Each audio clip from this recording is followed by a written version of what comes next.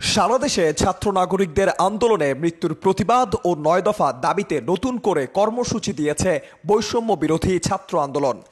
শুক্রবার এই ঘোষণা দেয়া হয়। এতে বলা হয়, শনিবার সারা দেশে বিক্ষোভ মিছিল ও রোববার থেকে অনির্দিষ্টকালের জন্য সর্বাত্মক অসহযোগ আন্দোলনের ডাক দেয়া হয়। সারা দেশের আপামর জনসাধারণকে অলিতে গলিতে পাড়ায় পাড়ায় সংগঠিত হয়ে কর্মসূচি সফল করার আহ্বান জানায় বৈষম্য বিরোধী ছাত্র আন্দোলন। এর আগে শুক্রবার দেশের বিভিন্ন স্থানে রাস্তায় আন্দোলন হয়। রাজধানীর সায়েন্স ল্যাবে অবস্থান নেয় শিক্ষার্থীরা। বৈষম্য বিরোধী ছাত্র আন্দোলনের একাংশের ডাকা গণমিছিল সফল করতে সায়েন্স ল্যাব মোড়ে জড়ো হয়েছেন তারা।